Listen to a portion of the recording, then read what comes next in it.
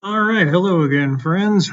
Today we're going to be building this adapter plate in our SOLIDWORKS. So just going to open up a new part. I'm going to use my ANSI part. And if you're not currently set to your ANSI standards, you're going to want to go up into your options, into your document properties, make sure that says ANSI. All right, now I'm going to open up a new sketch. I'm going to stick it on my front plane. And I am just going to make 3 circles.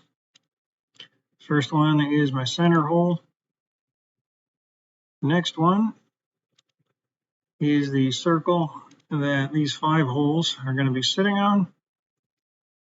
And the last one is my outer diameter. Going to grab myself a smart dimension tool. Say that the center one is going to be 1 inch. This middle one is going to be a 3-inch diameter. And this outer one is going to be a 4-inch. There we go. Now I will grab my selection tool. I will pick this center one. Since it's not actually going to be a feature, it's just going to be used to reference the other holes. I'm going to come over here and click for construction. See how that turned it light blue? Now I know it's not a part of the structure. It's just something that I can reference. Now I'm going to zoom in and I'm going to make this little notch for the keyway. So it is a 0.125 by 0.25 keyway. What I'm going to do is go over to my rectangle tool, select my center rectangle. I'm going to point at this circle until I get that little orange diamond. It means I'm right in dead center on the top of it. Click there and make myself a nice little centered rectangle off top of that circle. I'm going to grab my smart dimension tool. This top line is going to be 0.25. And this side line, believe it or not, it's going to be 0.25 as well. And I know you're saying, well, wait a minute. This says the keyway is 0.125. Well, that's because the keyway measurement they're talking about goes from the top of this circle up to here.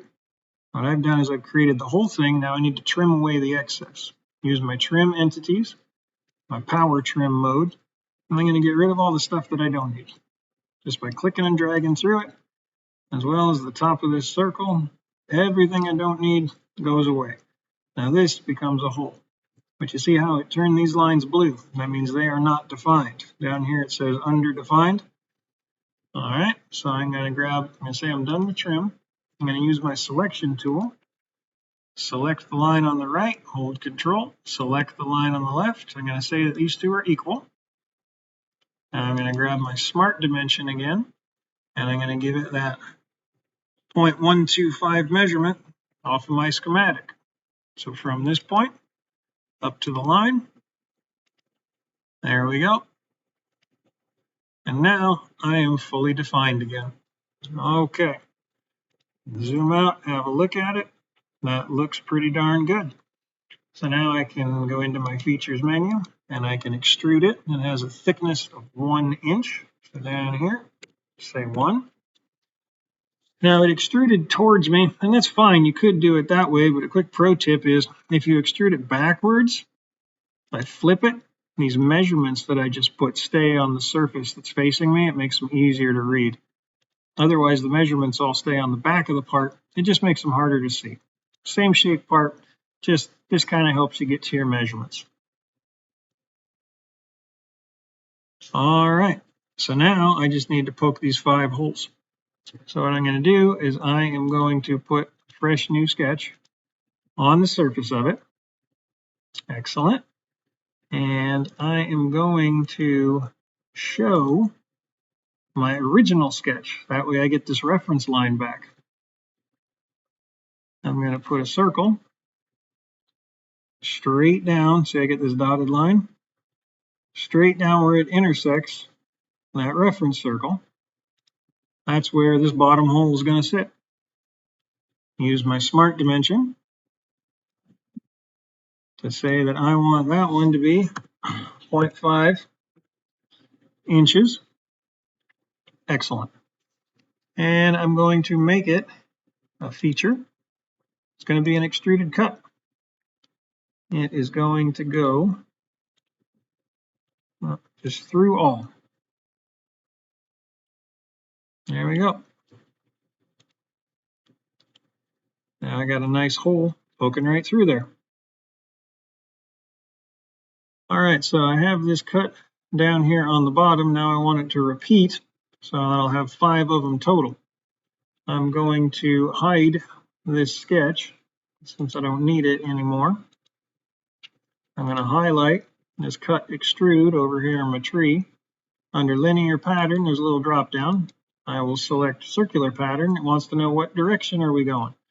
Pick this outer circle here, and I only want 5 of them, so I'll reduce that to 5. And there we go. I'll click my green tick mark, and it's repeated 5 times for me. And now that the shape is done, as with my other ones, if I wanted to go in and add some material, just under edit, go down to appearance, select my material, and we'll stick with just that aluminum alloy we've been working with, 1060 alloy, apply it. And if I wanted to evaluate, just open up my evaluation. Here's my mass properties. And if I wanted to add some measurements to it, I can just open up this annotations, right click on my notes, say show feature dimensions, start moving these around, make them look a little prettier if you want. They're all right there for you. All right. Well, I hope this helps, and I hope you're having a good day.